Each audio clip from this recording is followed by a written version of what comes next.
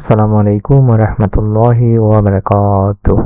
1 minute মাদ্রাসা YouTube চ্যানেলের সম্মানিত দিনী ভাই বোনেরা, আশা করি আল্লাহ তাআলার অশেষ রহমতে ভালো আছেন, সুস্থ আছেন।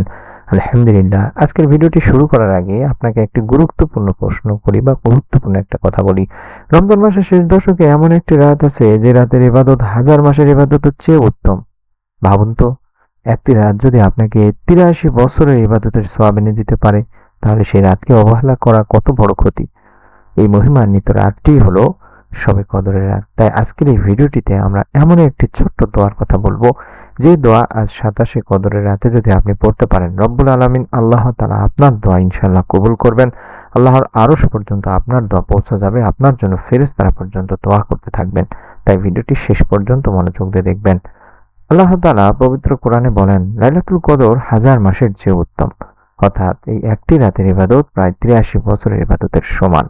এ কারণে রাসূল সাল্লাল্লাহু আলাইহি ওয়াসাল্লাম রমজানের শেষ দশকে বেশি বেশি ইবাদত করতেন। আর এই শবে কদরের রাতে কয়েকটি গুরুত্বপূর্ণ ঘটনা ঘটেছে, কারণ এই রাতে অসংখ্য ফেরেশতা পৃথিবীতে নেমে আসে, আল্লাহর রহমত বর্ষিত হয়, দোয়া কবুল হওয়ার বিশেষ সময় আসে এবং বান্দাদের গুনাহ আল্লাহ তাআলা মাফ করে থাকেন। এই রাত সত্যিই মুসলমানদের জন্য রহমতের একটি রাত। প্রিয় দর্শক, শবে কদর নির্দিষ্ট করে বলা হয়নি, কিন্তু হাদিসে বলা হয়েছে রমজানের শেষ দশকে বেজর রাতগুলোতে এই শবে কদরকে খুঁজতে, যেমন 21, 23, 25, 27 এবং 29 এর এই বেজর রাতগুলোতে। এ কারণে মুসলমানেরা শেষ দশকে বেশি বেশি করে ইবাদত করেন। আর আজ হচ্ছে 27 তারিখ, তিনি ভাই বোনেরা, আজকে শবে কদর হওয়ার সম্ভাবনা বেশি বিভিন্ন আলেমগণের মতে। এই রাতে কয়েকটি গুরুত্বপূর্ণ আমল করার চেষ্টা করবেন। এক, নফল নামাজ পড়বেন, রাতে উঠে তাহাজ্জুদ নামাজ আদায় করার চেষ্টা করবেন, কোরআন তেলাওয়াত করবেন, যে যতটুকু পারেন এই রাতে বেশি বেশি করে কোরআন তেলাওয়াত করবেন, ইস্তেগফার করবেন, বেশি বেশি করে পড়বেন আস্তাগফিরুল্লাহ আস্তাগফিরুল্লাহ আস্তাগফিরুল্লাহ। 4 হলো দরুদ শরীফ পড়বেন। রাসূল সাল্লাল্লাহু আলাইহি সাল্লামের উপর বেশি বেশি দরুদ পড়তে হয়, তাই আমরা এই রাতে বেশি বেশি করে দরুদ পড়ব। বেশি বেশি করে দোয়া করবেন, কারণ এই রাত হলো দোয়া কবুল হওয়ার রাত। তিনি ভাই বোনেরা, শবে কদরের গুরুত্বপূর্ণ দোয়াগুলো আল্লাহ রাসূল সাল্লাল্লাহু আলাইহি ওয়াসাল্লাম একটি দোয়া শিখিয়ে দিয়েছেন নিজে।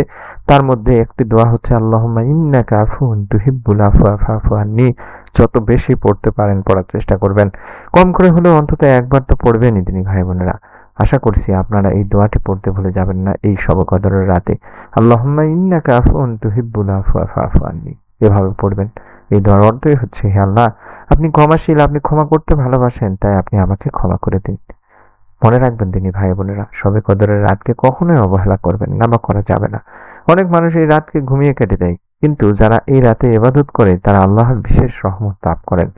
হয়তো এই রাতই সেই রাত যে রাতে আল্লাহ আপনার জীবনের অনেক গুনাহই মাফ করে দিতে পারেন। তাই আজ রাতেই নামাজ পড়ুন, কোরআন পড়ুন, দোয়া করুন, ইস্তেগফার করুন, আর বেশি বেশি করে পড়ুন আল্লাহুম্মা ইন্নাকা আফুউন তুহিব্বুল আফওয়া ফা'ফু আন্নী। আল্লাহুম্মা ইন্নাকা আফুউন তুহিব্বুল আফওয়া ফা'ফু আন্নী। আল্লাহুম্মা ইন্নাকা আফুউন তুহিব্বুল আফওয়া ফা'ফু আন্নী। এই দোয়াটি বেশি বেশি করে পড়ুন। আল্লাহ আমাদের সবাইকে এই শবে কদরের বরকত পাওয়ার তৌফিক দান করুন। আল্লাহ আমাদের গুনাহগুলোকে ক্ষমা করে দিন, আমাদের দোয়া কবুল করুন, আমিন। নতুন ভিডিও পাওয়ার জন্য অবশ্যই চ্যানেলটি সাবস্ক্রাইব করুন। সকলে ভালো থাকুন, সুস্থ থাকুন। আসসালামু আলাইকুম ওয়া রাহমাতুল্লাহ।